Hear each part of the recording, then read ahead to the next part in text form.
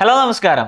Nifty weekly ഔട്ട്ലുക്കിൻ്റെ മറ്റൊരു വീഡിയോയിലേക്ക് എല്ലാവർക്കും സ്വാഗതം. This is me Arjun. Welcome back to stock market Kerala.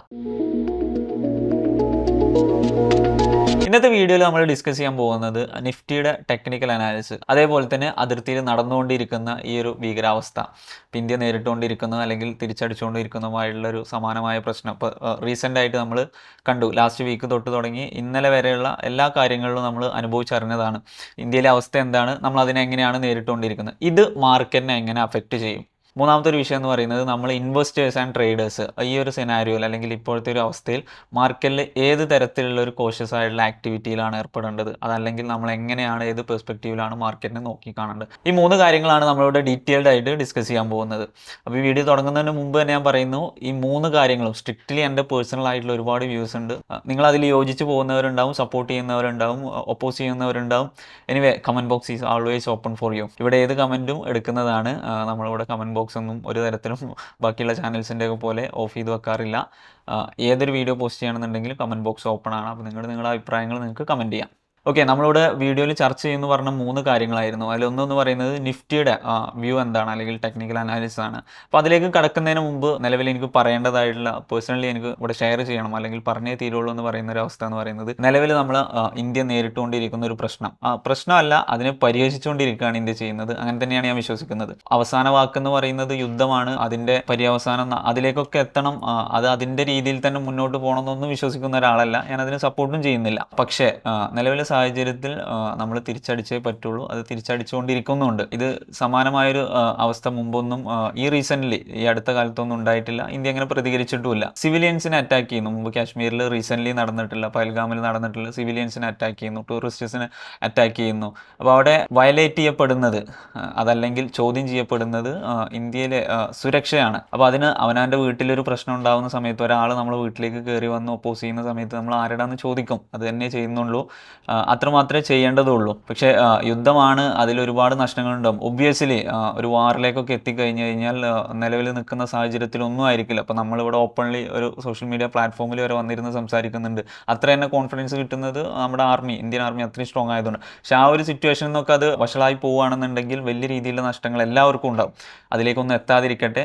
ഇപ്പോൾ ഉള്ള അവസ്ഥയൊക്കെ എത്രയും പെട്ടെന്ന് കൂൾ ഓഫ് ആവട്ടെ എന്ന് മനസ്സുകൊണ്ട് ആഗ്രഹിക്കുന്നുണ്ട്. ഈ നടന്നുകൊണ്ടിരിക്കുന്ന അവസ്ഥയിൽ എന്നോട് പലരും ചോദിച്ചിട്ടുണ്ട്, പേഴ്സണലി എന്താണ് നിങ്ങളുടെ അഭിപ്രായം, ഇങ്ങനെ ഇതൊരു വാറിലേക്ക് നീങ്ങുകയാണോ, അല്ലെങ്കിൽ ഇന്ത്യ ചെയ്തുകൊണ്ടിരിക്കുന്നത് ശരിയാണോ. അപ്പോൾ എനിക്ക് ഏറ്റവും റീസെൻ്റ് ആയിട്ട് ഞാൻ മുമ്പ് കണ്ടൊരു സിനിമ ഉണ്ടായിരുന്നു, റൈഫിൾ ക്ലബ്ബ് എന്ന് പറയും. അപ്പോൾ അതിൻ്റെ അകത്ത് ഒരു ക്യാരക്ടർ ഒരു സിറ്റുവേഷനിൽ പറയുന്നൊരു ഡയലോഗ് അല്ലെങ്കിൽ അവിടെ വരുന്നൊരു സംഭാഷണമാണ് എനിക്ക് ഓർമ്മ വരുന്നത്. ആഹാരത്തിനും ആത്മരക്ഷയ്ക്കും വേണ്ടിയിട്ട് മറ്റൊരു ജീവൻ എടുക്കാം, തട്ടാം. അതെൻ്റെ പേഴ്സണൽ ഒപ്പീനിയനാണ്. നാളെ ഇതിൽ പൊളിറ്റിക്കൽ കറക്റ്റ്നെസ് വരാം, അതല്ലെങ്കിൽ നിങ്ങൾ ചോദ്യം ചെയ്യപ്പെടാം. പക്ഷെ ഞാൻ പറഞ്ഞത് ഇതിൻ്റെ പര്യവസാനം ഇതാവണം, അല്ലെങ്കിൽ ഒരു വാറാവണം എന്നല്ല. രണ്ട് രാജ്യങ്ങൾ വലിയ രീതിയിലൊന്നും പരിക്കുകളില്ലാതെ, സിവിലിയൻസിന് പരിക്കുകളില്ലാതെ ഇത് അവസാനിക്കട്ടെ എന്ന് മനസ്സുകൊണ്ട് ആഗ്രഹിക്കുന്ന ഒരാളാണ്. കാരണം യുദ്ധം എന്ന് പറയുന്നത് എപ്പോഴും നഷ്ടം മാത്രമേ ഉണ്ടാക്കുന്നുള്ളൂ, ആർക്കായാലും എന്തിനായാലും. അപ്പോൾ ആ ഒരു രീതിയിലേക്കൊന്നും പോകാതിരിക്കട്ടെ. എന്നാൽ നമ്മുടെ സുരക്ഷയെ അല്ലെങ്കിൽ അഭിമാനത്തെ ചോദ്യം ചെയ്തതിന് മറുപടി കൊടുത്തേ തീരുള്ളൂ. അത് ചെയ്തുകൊണ്ടിരിക്കുന്നുണ്ട്. ഞാൻ അതിൽ പേഴ്സണലി ഹാപ്പി ആണോ എന്ന് ചോദിച്ചു കഴിഞ്ഞാൽ ഹാപ്പിയാണ്. ഓക്കെ, ഇനി നമ്മളെ വീഡിയോയിലേക്ക് പോവാം. ഏറ്റവും ആദ്യം നിഫ്റ്റിയുടെ ടെക്നിക്കൽ അനാലിസിസ് നോക്കാം. ഓക്കെ, നിഫ്റ്റിയുടെ വീക്ക്ലി ചാർട്ടാണ് ഇപ്പോൾ നിങ്ങൾ കണ്ടുകൊണ്ടിരിക്കുന്നത്. വീക്ക്ലി ടൈം ഫ്രെയിമിൽ ഇപ്പോൾ വന്നിട്ടുള്ള ഒരു ക്ലോസിംഗ് എന്ന് പറയുന്നത് ഒരു ബെയറിഷ് ക്ലോസിംഗ് ആണ്, ബെയറിഷ് ക്യാൻഡിൽ ക്ലോസിംഗ് ആണ്. ഓൾമോസ്റ്റ് ഒരു 1.4% അല്ലെങ്കിൽ 1%, 1.5%ഒക്കെ ഇടിവിലാണ് ക്ലോസ് ചെയ്തിട്ടുള്ളത്. അപ്പോൾ നിങ്ങൾക്ക് അതിൻ്റെ മുമ്പ് നോക്കിയാൽ നിഫ്റ്റിയുടെ വീക്ക്ലി ചാർട്ട് തന്നെ എടുത്തുകൊണ്ട് നോക്കിക്കഴിഞ്ഞാൽ നമ്മൾ കഴിഞ്ഞൊരു April month starting to closing വരെ നിഫ്റ്റി ഒരു 12% അടുത്ത് റാലി നടത്തിയിട്ടുണ്ടായിരുന്നു.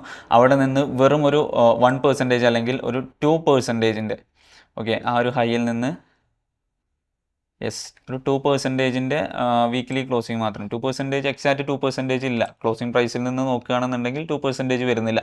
അപ്പോൾ 12% മുകളിൽ റാലി നടത്തിയിട്ടുണ്ടായിരുന്നു വീക്ക്ലി ടൈം ഫ്രെയിമിൽ. അതായത് ഏപ്രിൽ മന്തിൽ സ്ട്രോങ് ആയുള്ള ബൈയിങ് നമ്മൾ കണ്ടു, റാലി കണ്ടു. അതിനനുസരിച്ച് ചെറിയൊരു പുൾ ബാക്ക് മാത്രമാണ് ഇപ്പോൾ നിഫ്റ്റി എടുത്തിട്ടുള്ളത്. ഞാൻ അങ്ങനെ തന്നെയാണ് ടെക്നിക്കലി വിശ്വസിക്കുന്നത്. നിലവിൽ 24,000 എന്ന് പറയുന്ന പ്രൈസിൽ ജസ്റ്റ് 24,000 അകത്ത് വന്നിട്ടാണ് ക്ലോസ് ചെയ്തിട്ടുള്ളത്. ഡെയിലി ടൈം ഫ്രെയിമിലേക്ക് നോക്കിയാൽ നമുക്കറിയാം, ഇപ്പോൾ 24,450 അല്ലെങ്കിൽ 550, 600 എന്ന് പറയുന്ന ഏരിയ, അവിടെ നിന്ന് ഒരുപാട് സമയം റിജക്റ്റ് ചെയ്ത് അല്ലെങ്കിൽ കൺസോൾഡേറ്റ് ചെയ്തതിന് ശേഷമാണ് എന്ത് ചെയ്യുന്നത്, 24,000 ഒരു ക്ലോസിങ്ങിലേക്ക് എത്തുന്നത്. ഓക്കെ, ഇവിടെ രണ്ട് സൈഡിലേക്കുള്ള വ്യൂ നമുക്ക് നോക്കാം. ഇവിടെ ഇമ്മീഡിയറ്റ് ആയിട്ട് down side, on the Dawn side immediately ഞാൻ വാച്ച് ചെയ്യുന്ന ഒരു ലെവൽ എന്ന് പറയുന്നത് 23,000 836 മൾട്ടിപ്പിൾ ടൈംസ് റിജക്റ്റ് ചെയ്തതിന് ശേഷം ഇപ്പോൾ മൾട്ടിപ്പിൾ ടൈംസ് റെസിസ്റ്റൻസ് ആയിട്ട് ആക്ട് ചെയ്യുന്നു. അതിനുശേഷം അത് ബ്രേക്ക് ചെയ്തിട്ട് ഒരു ഇമ്മീഡിയറ്റ് സപ്പോർട്ടായിട്ട് എവിടെയൊക്കെ ഈ ഒരു ഏരിയ വരുന്നു, ഈ ഒരു ഫിഗർ വരുന്ന അല്ലെങ്കിൽ ഈ ഒരു ലൊക്കേഷൻ, ഇത് സിംഗിൾ പ്രൈസ് അല്ല, ഓക്കെ, 800-നും 850-നും ഇടയിലുള്ളൊരു ലൊക്കേഷനാണ് ഞാൻ ഉദ്ദേശിച്ചത്. 23,800 to 850, ഒരിക്കലും ഒരു സിംഗിൾ പ്രൈസ് അല്ല. പക്ഷേ എക്സാക്ട്ലി പറയുകയാണെന്നുണ്ടെങ്കിൽ 23,836 ഈ ഒരു ഏരിയയിൽ എത്തുന്ന സമയത്ത് മുമ്പ് റിജക്റ്റ് ചെയ്യുകയാണ് ചെയ്തിട്ടുണ്ടായിരുന്നത്. വലിയ രീതിയിൽ റിയാക്ട് ചെയ്തിരുന്ന ഒരു ഏരിയ സ്ട്രോങ് ആയിട്ട് അവിടെ എന്ത് ചെയ്യുന്നു, അതിന് പുറത്തേക്ക് മാർക്കറ്റ് റിയാക്ട് ചെയ്യുന്നു. ഓൾമോസ്റ്റ് 23,600 അല്ലെങ്കിൽ 590, ഓക്കെ 594 വരെയൊക്കെ മാർക്കറ്റ് ഹൈ ക്രിയേറ്റ് ചെയ്യുന്നു. അതിനുശേഷം എന്ത് ചെയ്യുന്നു, ഇപ്പോൾ റിട്രേസ്മെൻറ്റ് അഗൈൻ വരുന്നു. അപ്പോൾ ഏറ്റവും ഇമ്മീഡിയറ്റ് ആയിട്ട് സ്ട്രോങ് സപ്പോർട്ടായിട്ട് ആക്ട് ചെയ്യുന്ന ഒരു ഏരിയ എന്ന് പറയുന്നത് 23,836 അല്ലെങ്കിൽ 23,800 to 850 എന്ന് പറയുന്ന ലൊക്കേഷൻ ഇവിടെ എന്തായിരിക്കും, ഞാൻ അതൊരു സോണായിട്ട് മാർക്ക് ചെയ്യാം. ഓക്കെ, ഈ ഒരു ഏരിയ ഇമ്മീഡിയറ്റ് സപ്പോർട്ടായിട്ട് ആക്ട് ചെയ്യാനാണ് സാധ്യതയുള്ളത്. ഇപ്പോൾ ഡെയിലി ക്ലോസിങ്ങിൻ്റെ ബേസിസിലാണെന്നുണ്ടെങ്കിൽ 10 EMAക്ക് താഴെയാണ് നിഫ്റ്റി ട്രേഡ് ചെയ്യുന്നത്. ചെറിയ രീതിയിലുള്ളൊരു വീക്ക്നെസ് തന്നെയാണ്. പക്ഷേ നിലവിലെ ജിയോ പൊളിറ്റിക്കൽ കണ്ടീഷൻസ്, ആഭ്യന്തരപരമായിട്ട് ഇന്ത്യയിൽ നടക്കുന്ന പ്രശ്നങ്ങളൊക്കെ വെച്ച് നോക്കുന്ന സമയത്ത് ഇത് വലിയ രീതിയിലുള്ളൊരു കറക്ഷനായിട്ടൊന്നും എനിക്ക് തോന്നുന്നില്ല. ഈ ഒരു ലെവലിൻ്റെ മുകളിൽ മാർക്കറ്റൊക്കെ സർവൈവ് ചെയ്യുന്ന ഏതൊക്കെ സമയത്ത് ഈ ലെവലിൻ്റെ മുകളിൽ മാർക്കറ്റ് സർവൈവ് ചെയ്യുന്നു അവിടേക്ക് ബുള്ളിഷ് ആയിട്ട് തന്നെയാണ് ഞാൻ മാർക്കറ്റിനെ നോക്കിക്കാണുന്നത്. അതല്ലെങ്കിൽ ബയേഴ്സ് ആക്റ്റീവായിട്ട് തന്നെയാണ് ഞാൻ നോക്കിക്കാണുന്നത്. അപ്പോൾ ഡൗൺ സൈഡിലേക്ക് ഇമ്മീഡിയറ്റ് സപ്പോർട്ട് എന്ന് പറയുന്നത് 23,836 അല്ലെങ്കിൽ 23,800 എന്ന് പറയുന്ന റേഞ്ച്. ഓക്കെ, അവിടെ നിന്ന് കട്ട് ചെയ്യുകയാണെന്നുണ്ടെങ്കിൽ 600-ലേക്കോ അല്ലെങ്കിൽ 23,400-ലേക്ക്. ഓക്കെ, 23,400-200 ലെവൽ വരെയൊക്കെ മാർക്കറ്റ് അഗൈൻ ഡൗൺ സൈഡിലേക്ക്. ഇനി ഒന്നും കൂടി വേഴ്സ് ആവുകയാണെന്നുണ്ടെങ്കിൽ അടുത്ത വീക്കിലേക്കൊക്കെ ഈ പറഞ്ഞ പ്രശ്നങ്ങൾ, ടെക്നിക്കലി ഒന്നും ഈ പ്രശ്നങ്ങൾ ചിലപ്പോൾ മാർക്കറ്റിൽ ഇതൊന്നും വില പോകുന്നതായിരിക്കില്ല. ആഭ്യന്തര സിറ്റുവേഷൻസ് അല്ലെങ്കിൽ ഈ പറയപ്പെടുന്ന നടന്നുകൊണ്ടിരിക്കുന്ന പ്രശ്നങ്ങൾ വഷളായിക്കൊണ്ടിരിക്കുകയാണ്. ഇത് വലിയ രീതിയിലേക്കൊക്കെ ഇനി മുന്നോട്ട് പോകുകയാണെന്നുണ്ടെങ്കിൽ മാർക്കറ്റ് ചിലപ്പോൾ ഇവിടെയൊന്നും നിന്നുകൊള്ളണമെന്നില്ല. ടെക്നിക്കലി ഉള്ളൊരു ലെവൽ മാത്രമേ ഞാൻ പറയുന്നുള്ളൂ. ഓക്കെ, ഡൗൺ സൈഡിലേക്ക് ഇമ്മീഡിയറ്റ്ലി 800 ആണ്. അത് കഴിഞ്ഞ് കഴിഞ്ഞാൽ ചിലപ്പോൾ 600 to 400, 23,400 എന്ന് പറയുന്ന ഈ ഒരു ഏരിയയിലേക്ക് മാർക്കറ്റ് റിയാക്ട് ചെയ്ത് വരാം. ഓക്കെ, ഇതിൻ്റെ അകത്ത് സൈഡ് വൈസിലേക്കൊക്കെ ചിലപ്പോൾ അടുത്തൊരാഴ്ചയിലേക്ക് മൂവ് ചെയ്യാനുള്ള സാധ്യത മാർക്കറ്റിൽ നിലവിലെ കണ്ടീഷൻ വെച്ചിട്ട് ഉണ്ട്. കാരണം ഇവിടെ നല്ല രീതിയിൽ ഒരു റാലി നടത്തിയിട്ട് എഗെയിൻ മാർക്കറ്റ് അപ്പ് സൈഡിലാണ് ക്ലോസ് ചെയ്തത്. കഴിഞ്ഞ വീക്കിൽ ഒക്കെ അപ്പ് സൈഡിൽ തന്നെയാണ് ക്ലോസ് ചെയ്തത്. ഈ വീക്കിൽ മാത്രമാണ് ഒരു നെഗറ്റീവ് ക്ലോസിങ് നിഫ്റ്റി റീസെൻ്റ്ലി കഴിഞ്ഞ ഒരു 5 ആഴ്ചയായിട്ട് നടന്നുകൊണ്ടിരിക്കുന്നതിൽ ഈ ഒരു 8 ആഴ്ച മാത്രമാണ് നെഗറ്റീവ് ക്ലോസിങ് തന്നത്. അപ്പോൾ ഒരു ചെറിയ രീതിയിലേക്കുള്ള ഒരു പുൾ ബാക്ക് കൂടി ഈ പറയപ്പെടുന്ന ലൊക്കേഷൻസിലേക്ക്, 2 ലൊക്കേഷൻസ് ഡൗൺ സൈഡിലേക്ക് 800, അതേപോലെ തന്നെ 400 to 600 എന്നൊക്കെ പറയുന്ന റേഞ്ചിലേക്കൊക്കെ ഇമ്മീഡിയറ്റ്ലി മൂവ് ചെയ്യാനുള്ള സാധ്യത ഡൗൺ സൈഡിലേക്കുണ്ട്. ഇനി മുകളിലേക്ക് അപ്പ് സൈഡിലേക്ക് ഞാൻ 24,550 to 600-ൻ്റെ പുറത്ത്, അതായത് ലാസ്റ്റ് റിജക്റ്റ് ചെയ്തിട്ടുള്ള ഹൈൻ്റെ പുറത്തേക്ക് മാത്രമാണ് സ്ട്രോങ് ബുള്ളിഷ്നെസ് കാണുന്നത്. അല്ലെങ്കിൽ ബുള്ളിഷ് ആയിട്ട് മാർക്കറ്റ് റിയാക്ട് ചെയ്യും. ബയേഴ്സ് സ്ട്രോങ് ആയിട്ട് മാർക്കറ്റിനെ അല്ലെങ്കിൽ ഇൻസ്റ്റിറ്റ്യൂഷൻസ് സ്ട്രോങ് ആയിട്ട് മാർക്കറ്റിനെ മൂവ് ചെയ്ത് വലിയ രീതിയിലേക്ക് ഒരു റാലി കൊണ്ടുപോകുമെന്ന് എക്സ്പെക്റ്റ് ചെയ്യുന്ന ലെവൽ എന്ന് പറയുന്നത് ഈ ഒരു ഏരിയ 597 അല്ലെങ്കിൽ 600. അപ്പോൾ ഇത് ഞാനൊരു സിംഗിൾ ലൈൻ എന്ന് പറയുന്നില്ല. അപ്പോൾ ഇവിടെ ഞാൻ എന്ത് ചെയ്യുന്നു, ഇവിടെയും വേണമെങ്കിൽ നമുക്കൊരു സോൺ മാർക്ക് ചെയ്ത് കഴിഞ്ഞാൽ ഓക്കെ 550 to 600 എന്ന് പറയുന്ന ലൊക്കേഷൻ. ഇപ്പോൾ ഈ 500-ൻ്റെ 600-ൻ്റെ ലൊക്കേഷൻ്റെ പുറത്തേക്ക് എപ്പോഴാണോ മാർക്കറ്റ് റിയാക്ട് ചെയ്യുന്നത്, സ്ട്രോങ് ആയിട്ട് ഒരു ഹവർലി ക്യാൻഡിലോ അല്ലെങ്കിൽ ഒരു ഡേ ക്യാൻഡിലോ ഒക്കെ പ്രോപ്പർ ക്ലോസിങ് അതിൻ്റെ ലെവലിൽ തരികയാണെന്നുണ്ടെങ്കിൽ അവിടെ നിന്ന് മാർക്കറ്റ് വലിയ രീതിയിൽ അപ്പ് സൈഡിലേക്ക് റിയാക്ട് ചെയ്യാം. ഇൻ ബിറ്റ്വീൻ അതിൻ്റെ അകത്ത് സൈഡ് വൈസ് മൂവുകളൊക്കെ നമുക്ക് വരുന്ന വീക്കുകളിൽ എക്സ്പെക്ട് ചെയ്യാം. അപ്പോൾ ഞാൻ 2 സൈഡിലേക്കുള്ള എൻ്റെ വ്യൂ പറഞ്ഞു. ഞാൻ പറയുന്നത് ഡൗൺ സൈഡിലേക്ക് ഇമ്മീഡിയറ്റ്ലി റിയാക്ട് ചെയ്യാൻ സാധ്യതയുള്ളൂ. അപ്പോൾ മാർക്കറ്റ് ക്ലോസ് ചെയ്തതിൻ്റെ ഈ ഒരു ലെവൽ 830 to 800 ഈ ഒരു റേഞ്ചിൽ നിന്ന് എഗെയിൻ സപ്പോർട്ട് എടുത്ത് മാർക്കറ്റിന് തിരിച്ച് മുകളിലേക്ക് പോകും. കാരണം ആ ഒരു ഏരിയ അത്ര ക്രൂഷ്യൽ ആയിട്ടുള്ള സപ്പോർട്ടും റെസിസ്റ്റൻസും ആയിട്ട് മുമ്പ് ആക്ട് ചെയ്തിട്ടുണ്ട്. അപ്പോൾ ഞാൻ എഗെയിൻ ആ ഒരു ലെവൽ ഒന്നുകൂടി ആക്ട് ചെയ്യുമെന്ന് എക്സ്പെക്ട് ചെയ്യുന്നു. ഇൻ കേസ് അവിടുന്ന് ഫെയിൽ ആവുകയാണെന്നുണ്ടെങ്കിൽ നമ്മൾ പറയുന്നത് 400 അല്ലെങ്കിൽ 24,300 to 400 ലെവലിലേക്കൊക്കെ മാർക്കറ്റ് റിയാക്ട് ചെയ്യാം. അപ്പ് സൈഡിലേക്ക് പ്രോപ്പർ ബൈയിങ് ഞാൻ എക്സ്പെക്ട് ചെയ്യുന്നത് 24,550, 600 എന്ന് പറയുന്ന പുറത്തേക്ക് മാർക്കറ്റ് ഒരു അവർലി ക്യാൻഡിൽ അല്ലെങ്കിൽ ഡെയിലി ക്യാൻഡിൽ ക്ലോസിംഗ് ഒക്കെ നടത്തിയാൽ ചിലപ്പോൾ നമുക്ക് വരുന്ന ദിവസങ്ങളിൽ വലിയ രീതിയിലുള്ള ബൈയിങ് കാണാം. ഓക്കെ, ടെക്നിക്കൽ സൈഡ് ഇത്ര മാത്രമേ ഉള്ളൂ. ഈവൻ ഈ ഒരു സിറ്റുവേഷനിൽ ഞാൻ ഹൈലി പോസിറ്റീവ് ആയിട്ടാണ് മാർക്കറ്റിനെ കാണുന്നത്. ഈ ഒരു സിറ്റുവേഷൻ എന്ന് ഉദ്ദേശിച്ചുകൊണ്ട് നേരത്തെ പറഞ്ഞ ജിയോ പൊളിറ്റിക്കൽ കണ്ടീഷൻസിന് ഇന്ത്യയിൽ ആഭ്യന്തരമായി നടന്നുകൊണ്ടിരിക്കുന്ന ഈ ഒരു കണ്ടീഷനിലും പോലും മാർക്കറ്റ് സ്ട്രോങ് ആയിട്ട് ആക്ട് ചെയ്യുന്നുണ്ട്. ഇതിൻ്റെ ഒരു റീസൺ എന്ന് പറയുന്നത് ഞാൻ ഡാറ്റ പരിശോധിക്കുന്ന സമയത്ത് April 16 തൊട്ടിട്ട് ലാസ്റ്റ് മെയ് കഴിഞ്ഞൊരു 16 സെഷൻ April 16 തൊട്ടിട്ട് ഒരു 15 അല്ലെങ്കിൽ 2 ആഴ്ചക്ക് 3 ആഴ്ചയോളം ആയിട്ട് continuously FIIs foreign institutions strong buying ആണ്. അവർ നെറ്റ് ബയേഴ്സ് ആണ്. ഇപ്പോൾ ഈ അടുത്ത കാലത്തൊന്നും സ്ട്രോങ് ആയിട്ടുള്ള ബൈയിങ് ഇൻസ്റ്റിറ്റ്യൂഷൻ, അതായത് ഫോറിൻ ഇൻസ്റ്റിറ്റ്യൂഷൻ്റെ ഭാഗത്ത് നമ്മൾ കണ്ടിട്ടുണ്ടായിരുന്നില്ല. എന്നാൽ ഏപ്രിൽ മിഡ് തൊട്ടിട്ട് ഈ മെയ് ഓപ്പണിംഗ് വരെ, മെയ് സ്റ്റാർട്ടിങ് വരെ സ്ട്രോങ് ആയിട്ടുള്ള ബൈയിങ് ആണ് കാണുന്നത്. അവർ തന്നെയാണ് ഇത്തരത്തിലുള്ളൊരു വേഴ്സ് ആയിട്ടുള്ള സിറ്റുവേഷനിൽ പോലും ഇന്ത്യൻ മാർക്കറ്റിനെ താങ്ങി നിൽക്കുന്നത്. ഞാൻ നേരത്തെ ഡെയിലി ക്യാൻഡിൽ കാണിച്ച സമയത്ത് ഇവിടെ കുറച്ച് ഏരിയയിൽ എന്ത് ചെയ്യുന്നുണ്ട്, കൺസോൾട്ടേഷനാണ്. വലിയ രീതിയിൽ മുകളിലേക്ക് റിയാക്ട് ചെയ്യുന്നില്ല. എന്നാൽ മാർക്കറ്റ് റിയാക്ട് ചെയ്യുകയാണെങ്കിൽ താഴേക്കാണ് റിയാക്ട് ചെയ്യേണ്ടത്. അതിനുള്ള സെൻറ്റിമെൻറ്റ്സ് ഉണ്ട്. കാരണം റീറ്റെയിൽ പെർസ്പെക്റ്റീവിൽ നോക്കുന്ന സമയത്ത് എന്തുകൊണ്ടും മാർക്കറ്റ് ഇടിഞ്ഞ് താഴെ വരും, അല്ലെങ്കിൽ ഒരു 2% അല്ലെങ്കിൽ 4% ഒക്കെ കറക്ഷൻ നടക്കും എന്ന് എക്സ്പെക്ട് ചെയ്യുന്നിടത്ത് മാർക്കറ്റ് എന്ത് ചെയ്യുന്നില്ല, വലിയ രീതിയിൽ റിയാക്ട് ചെയ്യുന്നില്ല. അപ്പോൾ സ്ട്രോങ് ബൈയിങ് FIIസിൻ്റെ ഭാഗത്തു നിന്നുണ്ട്. അപ്പോൾ ഈ ഒരു ജിയോ പൊളിറ്റിക്കൽ സെനാരിയോ പെട്ടെന്ന് കൂൾ ഓഫ് ആവുകയാണെന്നുണ്ടെങ്കിൽ മാർക്കറ്റ് ഇവിടെ നിന്ന് പ്രോപ്പറായിട്ട് അപ്സൈഡിലേക്ക് തന്നെ മൂവ് ചെയ്യുന്നതാണ് ഞാൻ എക്സ്പെക്ട് ചെയ്യുന്നത്. കാരണം റീറ്റെയിൽ മണി കൊണ്ടോ അല്ലെങ്കിൽ റീറ്റെയിൽ ആക്ടിവിറ്റി കൊണ്ടോ ഇങ്ങനെ ഒരു മാർക്കറ്റിനെ താങ്ങി നിർത്താൻ കഴിയില്ല. അത് കഴിയേണ്ട ഒരു ഫോഴ്സ് എന്ന് പറയുന്നത് സ്മാർട്ട് മണി തന്നെയാണ്, ഇൻസ്റ്റിറ്റ്യൂഷണൽ ആക്ടിവിറ്റി തന്നെയാണ്. അതിവിടെ ബൈയിങ് സൈഡിലാണ് കാണുന്നത്. അത് ഞാൻ പറയുന്നതല്ല, ഡാറ്റ പരിശോധിച്ചപ്പോൾ നിങ്ങൾക്ക് ഏപ്രിൽ 16 മുതൽ മെയ് ഓപ്പണിംഗ് വരെ, അല്ലെങ്കിൽ മെയ് ഈ ഒരു ഫസ്റ്റ് വീക്ക് വരെയുള്ള ഡാറ്റ നോക്കാം. അതിൽ കണ്ടിന്യൂസ് ആയിട്ട് 10-16 സെഷനോളം അവർ ബൈയിങ് ആണ് നടത്തുന്നത്. ഇപ്പോൾ റീറ്റെയിൽ ആക്ടിവിറ്റി സ്ട്രോങ് ആണ്. ജിയോ പൊളിറ്റിക്കൽ സെനാരിയോ കൂൾ ആയിക്കഴിഞ്ഞാൽ ഒന്ന് എന്ത് ചെയ്യാൻ പറ്റും, നമുക്ക് ഈ മാർക്കറ്റ് സിറ്റുവേഷനിൽ നിന്ന് പ്രോപ്പറായിട്ടുള്ള പോസിറ്റീവ്സ് കാണാം. ഇനി ആ ഒരു കേസിൻ്റെ തന്നെ എക്സ്റ്റെൻഡ് വേർഷൻ ഞാൻ പറഞ്ഞു, അതൊരു വലിയ യുദ്ധത്തിലേക്കൊക്കെ പോകണം, അല്ലെങ്കിൽ നമ്മളെ കയ്യിൽ അല്ലെങ്കിൽ നമ്മൾ എക്സ്പെക്റ്റ് ചെയ്യുന്ന രീതിയിലൊന്നും ഇതിവിടെ കൂൾ ഓഫ് ആവുന്നില്ലെങ്കിൽ മാത്രമാണ് മാർക്കറ്റിനെ വലിയ രീതിയിൽ എഫക്റ്റ് ചെയ്യാൻ അല്ലെങ്കിൽ ബാധിക്കാൻ പോകുന്നത്. ഇപ്പോൾ നിലവിൽ ഏറ്റവും റീസെൻ്റ് ആയിട്ട് വന്ന ന്യൂസ് ഞാൻ കണ്ട സമയത്ത് IPL താൽക്കാലികമായിട്ട് ഒരു അറിയിപ്പ് ഉണ്ടാകുന്നത് വരെ നിർത്തിവെച്ചിരിക്കുകയാണ്. അപ്പോൾ അത്തരത്തിലേക്കൊക്കെ ഇന്ത്യയിൽ തന്നെ ഏറ്റവും കൂടുതൽ, അല്ലെങ്കിൽ ലോകത്ത് തന്നെ ക്രിക്കറ്റിൽ ഏറ്റവും കൂടുതൽ പണം വാരുന്ന ഒരു ലീഗാണ് IPL എന്ന് പറയുന്നത്. നമ്മൾ കമ്പയർ ചെയ്യുന്ന സമയത്ത് ഫുട്ബോൾ ഇംഗ്ലീഷ് പ്രീമിയർ ലീഗിനോളം മൂല്യം, അതിനേക്കാൾ മൂല്യം വരുന്ന ബ്രാൻഡ് വാല്യൂ, ക്യാഷിൻ്റെ കാര്യത്തിൽ ബ്രാൻഡ് വാല്യൂ ഒക്കെ വരുന്നൊരു ഏരിയയിലാണ് എന്ത് നടക്കുന്നത്, IPL നടക്കുന്നത്.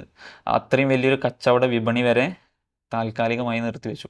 അപ്പോൾ ഇന്ത്യ ഇതിനെ സീരിയസ് ആയിട്ട് തന്നെയാണ് കാണുന്നത് ഈ ഒരു ഇഷ്യൂവിനെ. അപ്പോൾ എത്രത്തോളം, ഏത് എക്സ്റ്റെൻഡ് വരെ പോകും എന്നുള്ളതാണ് നമ്മൾ നോക്കിക്കാണേണ്ടത്. അപ്പോൾ ഇതാണ് ടെക്നിക്കലി എൻ്റെ ഒരു വ്യൂ, ഈ ഒരു ജിയോ പൊളിറ്റിക്കൽ സെനാരിയോയിലുള്ള വ്യൂ. അതിൽ ഇൻസ്റ്റിറ്റ്യൂഷണൽ ആക്ടിവിറ്റി ഇതാണെന്ന് നമ്മൾ പറഞ്ഞു. ഓക്കെ, ഇനി അടുത്തൊരു ക്വസ്റ്റ്യൻ എന്ന് പറയുന്നത് നമ്മൾ ഡീറ്റെയിൽ ആയിട്ട് ഡിസ്കസ് ചെയ്യേണ്ട ഒരു കാര്യം, ഈ ഒരു സിറ്റുവേഷനിൽ as an investor and trader നമ്മൾ എന്ത് ചെയ്യണം. ഓക്കെ, ഞാൻ എൻ്റെ ഒരു പ്ലാൻ പറയാം. നിലവിൽ 10 EMAക്ക് താഴെയാണ് നിഫ്റ്റി ട്രേഡ് ചെയ്യുന്നത്. EMAക്ക് താഴെയാണ്, ജസ്റ്റ് 10 EMAക്ക് ബിലോ ആണ്. നിങ്ങൾ ഷോർട്ട് ടേം ട്രേഡർ ആണെന്നുണ്ടെങ്കിൽ, അതായത് സ്വിംഗ് ട്രേഡിംഗ് പോലുള്ള മെത്തേഡിലാണ് കൂടുതൽ ഫോക്കസ്ഡ് എങ്കിൽ അഗ്രസീവ് പൊസിഷൻസ് എടുക്കുകയും ചെയ്യേണ്ട. റൈറ്റ്, ഇതൊരു 10 EMAക്ക് മുകളിലൊരു ക്ലോസിംഗ് വരട്ടെ, അതായത് 24,200 പുറത്ത്, പ്രോപ്പറായിട്ട് 24,200 പുറത്തേക്ക് മാർക്കറ്റ് റിയാക്ട് ചെയ്യട്ടെ. അവിടെയും ബൈയിങ് തന്നെയാണ്. നമ്മൾ പ്രോപ്പറായിട്ട് ഈ ഒരു ലൊക്കേഷൻ്റെ പുറത്തേക്ക് മാർക്കറ്റ് ക്ലോസ് ചെയ്യുകയാണെങ്കിൽ നിങ്ങൾക്ക് കാണാൻ പറ്റുന്നത് ക്ലിയർ കട്ട് ബൈയിങ് തന്നെ ആയിരിക്കും. അപ്പോൾ അതുവരെ ഒന്ന് വെയിറ്റ് ചെയ്യാം. അഗ്രസീവ് പൊസിഷൻസ് ക്ലിയർ ചെയ്യേണ്ട, അതേപോലെ തന്നെ സ്ട്രിക്റ്റ് ആയിട്ട് സ്റ്റോപ്പ് ലോസ് കീപ്പ് ചെയ്യുക, അത് അക്സെപ്റ്റ് ചെയ്യുക. അവിടെ നിങ്ങൾ ഹോപ്പ്, ഇപ്പോൾ മാർക്കറ്റിൽ നമ്മൾക്ക് ഉണ്ടാവുന്നൊരു പ്രതീക്ഷയുണ്ടല്ലോ, നിലവിലത് ആശങ്കയും ഭയവുമാണ്. കാരണം ഭയം ഉള്ളത് ആ ഒരു സിറ്റുവേഷനിലാണ് എക്സ്റ്റേണൽ കാര്യങ്ങൾ നടന്നുകൊണ്ടിരിക്കുക. അപ്പോൾ ഈ ഭയത്തെയും ആശങ്കയും നേരിടേണ്ടത് നിങ്ങൾ കൃത്യമായിട്ടുള്ള ക്യാപിറ്റൽ പ്രൊട്ടക്റ്റിംഗ് മെത്തേഡിലൂടെയാണ്. എന്ത് തന്നെ യുദ്ധം വന്നു കഴിഞ്ഞാൽ, അല്ലെങ്കിൽ എന്ത് തന്നെ മാർക്കറ്റിനെ നെഗറ്റീവായിട്ട് എഫക്റ്റ് ചെയ്ത് കഴിഞ്ഞാൽ നിങ്ങളുടെ ക്യാപിറ്റലിൻ്റെ 1% ലൂസ് ചെയ്യുന്നുള്ളൂ, അല്ലെങ്കിൽ 2%. ഇത്ര സ്ട്രിക്റ്റ് ആയിട്ടാണ് നിങ്ങളത് ഫോളോ ചെയ്യുന്നതെങ്കിൽ നിങ്ങൾക്ക് വലിയ രീതിയിൽ പാനിക് ഉണ്ടാവില്ല. നിലവിൽ നിങ്ങൾക്ക് പാനിക് ഉണ്ടെങ്കിൽ നിങ്ങളത് ചെയ്യുന്നത് പ്രോപ്പറായിട്ടുള്ള മെത്തേഡിലല്ല. അപ്പോൾ ആ പാനിക് സെല്ലിങ്ങും നടത്താതിരിക്കുക. സ്ട്രിക്റ്റ് ആയിട്ട് സ്റ്റോപ്പ് ലോസ് കീപ്പ് ചെയ്യുക. ഷോർട്ട് ടേം ട്രേഡർ ആണെങ്കിൽ 24,200 പുറത്തേക്ക്, അല്ലെങ്കിൽ 10 EMAക്ക് പുറത്തൊരു ക്ലോസിംഗ് വരുന്ന സമയത്ത് അഗ്രസീവ്ലി അല്ല, പൊസിഷൻസ് ക്യാരി ചെയ്യുന്ന രീതിയിലേക്ക് നിങ്ങൾ മാറും.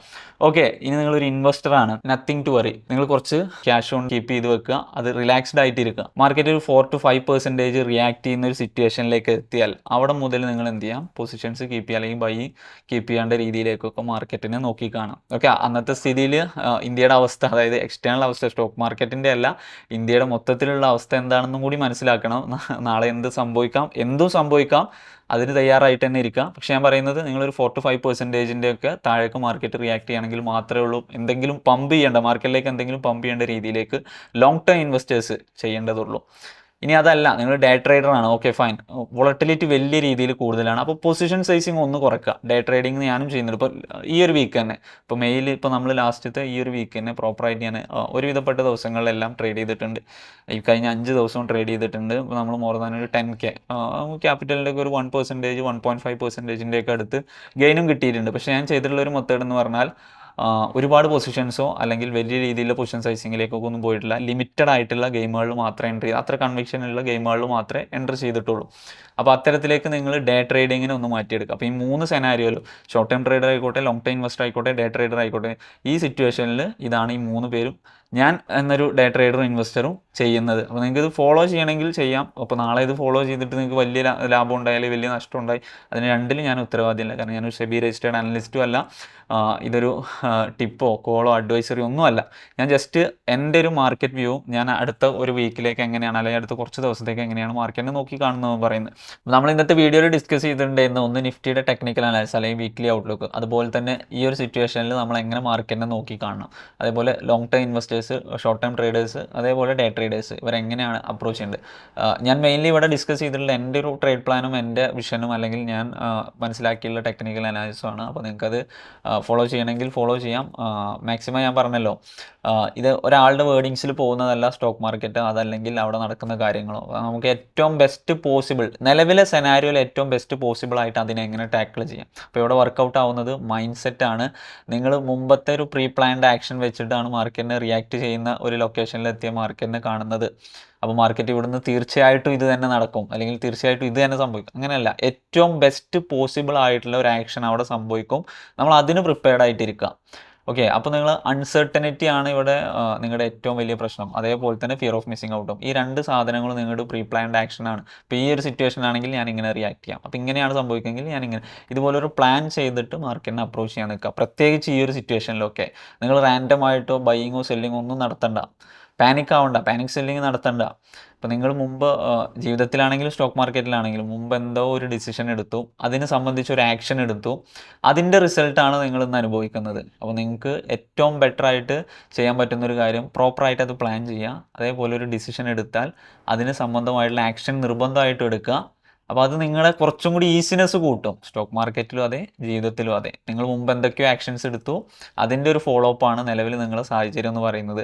അത് തന്നെയാണ് ഇപ്പോൾ നമ്മൾ മാർക്കറ്റിൽ അപ്രോച്ച് ചെയ്യാൻ പോകുന്നത്. നമ്മളിപ്പോൾ ഒരു പ്ലാൻ ചെയ്തു, ഇനി അതൊരു ആക്ഷൻ എക്സിക്യൂട്ട്, നമ്മളെ ഫേവറബിൾ ആയിട്ട് വരികയാണെങ്കിൽ അല്ലെങ്കിൽ നമ്മൾ എക്സ്പെക്ട് ചെയ്യുന്ന രീതിയിൽ വരികയാണെങ്കിൽ നമ്മുടെ ആക്ഷൻ ഇതായിരിക്കും. അപ്പോൾ അതിന് ഫേവറബിൾ ആയിട്ടുള്ള റിസൾട്ട് കിട്ടും. അൺഫേവറബിൾ ആണെങ്കിലോ ക്യാപിറ്റൽ പ്രൊട്ടക്ട് ചെയ്യുക. മാക്സിമം ഈ വരുന്ന വീക്കുകളിലൊക്കെ നിങ്ങൾ സർവൈവ് ചെയ്യാൻ ശ്രമിക്കുക. ഗെയിനുകൾ ഉണ്ടാക്കണം എന്നല്ല, ക്യാപിറ്റലൊക്കെ പ്രൊട്ടക്ട് ചെയ്യാൻ ശ്രമിക്കുക.